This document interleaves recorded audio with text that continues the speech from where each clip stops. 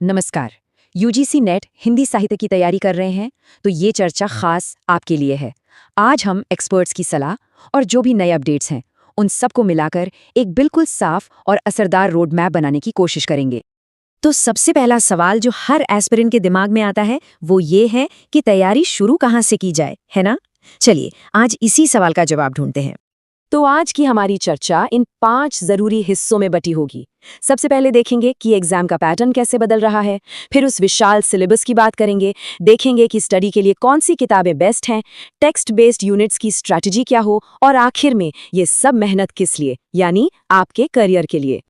तो चलिए शुरू करते हैं हमारे पहले टॉपिक से, एग्जाम का बदलता हुआ पैटर्न।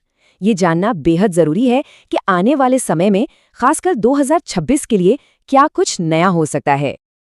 देखिए सबसे बड़ा बदलाव जो देखने को मिल सकता है वो है एग्जाम का मोड। अभी तक जो एग्जाम ऑनलाइन होता आया है ना, बहुत ज्यादा संभावना है कि जून 2026 से ये ओएमआर शीट पर हो, यानी ऑफलाइन। और जाहिर है अगर ऐसा होता है तो तैयारी की स्ट्रैटेजी भी थोड़ी बदलनी पड़ेगी। और बात सिर्फ मोड की नहीं है, सवालों का पैटर्न भी लगातार बदल रहा है। अब वो रटने रटाने वाला दौर गया।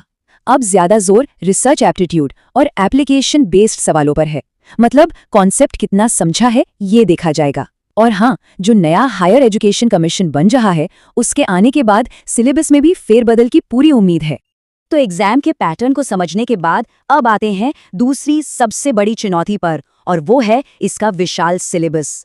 इसकी गहराई का अंदाजा लगाने के लिए चलिए हिंदी साहित्य को ही देखते हैं।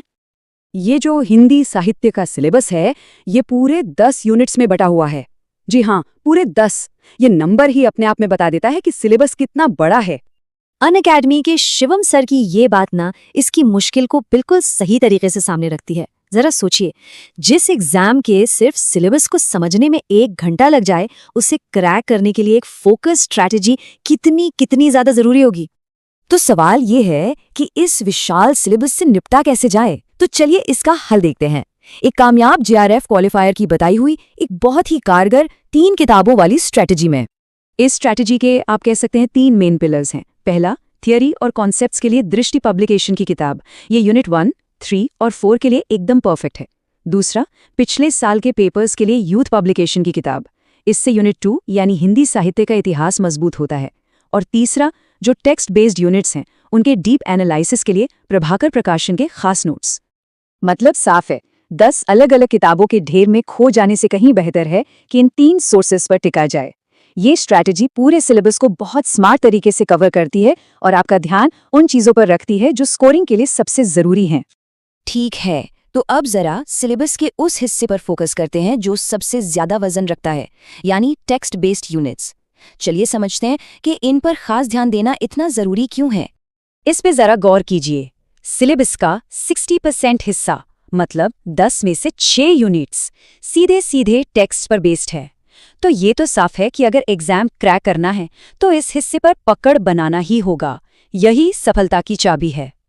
और इन्हीं टेक्स्ट बेस्ड यूनिट्स के लिए एक रामबाण इलाज माने जाते हैं प्रभाकर प्रकाशन के नोट्स। ये हैं क्या? असल में ये हर जॉनरा, मतलब उपन्यास, नाटक, कहानी, इन सब के लिए अलग अलग खास गाइड बुक्स हैं। इनमें आपको डीप एनालिसिस, जरूरी कोट्स, क्रिटिकल व्यूज सब कुछ एक जगह मिल जाता है। तैयारी एकदम आसान हो जाती है। और हाँ, एक प्रो टिप याद रखने के लिए निमोनिक्स का इस्तेमाल करें। जैसे उपन्यासों का क्रम याद रखना कितना मुश्किल होता है ना, तो उसके लिए एक ट्रिक है। देव पर गोद में शेखर की कथा हुई मैली। इस तरह की ट्रिक्स बनाने से मुश्किल चीजें भी आसानी से याद रह जाती हैं। तो तैयारी की बात हो गई, स्ट्रैटेजी की बात हो गई। अब बात करते हैं उस आखिरी लक्ष्य की जिसके लिए ये सारी मेहनत हो रही है, आपका करियर। आखिर ये सब करके मौके कहाँ मिलेंगे? देखिए, यूजीसी नेट क्वालिफाई करने वालों के लिए असिस्टेंट प्रोफेसर बनने के कई मौके दरवाजे पर दस्तक दे रहे हैं। मध्य प्रदेश में, जम्मू और कश्मीर में, बिहार में, इन सब जगह वैकेंसीज आने वाली हैं। और तो और पश्चिम बंगाल और झारखंड से भी जल्दी अच्छी खबर आने की उम्मीद है। तो कहने का मतलब ये है कि नेट या जेआरएफ क्वालिफाई करना इन पदों तक पहुंचने का टिकट है। यही वो क्वालिफिकेशन है जो आपकी एकेडमिक मेहनत को एक शानदार प्रोफेशनल करियर में बदल देती है। तो आखिर में सवाल बस एक ही है जो हर किसी को खुद से पूछना चाहिए। इस एकेडमिक सफर और आने वाले सुनहरे मौकों के लिए तैयारी कैसी चल रही है? क्योंकि इसी सवाल का जवाब आगे का रास्ता तय करेगा।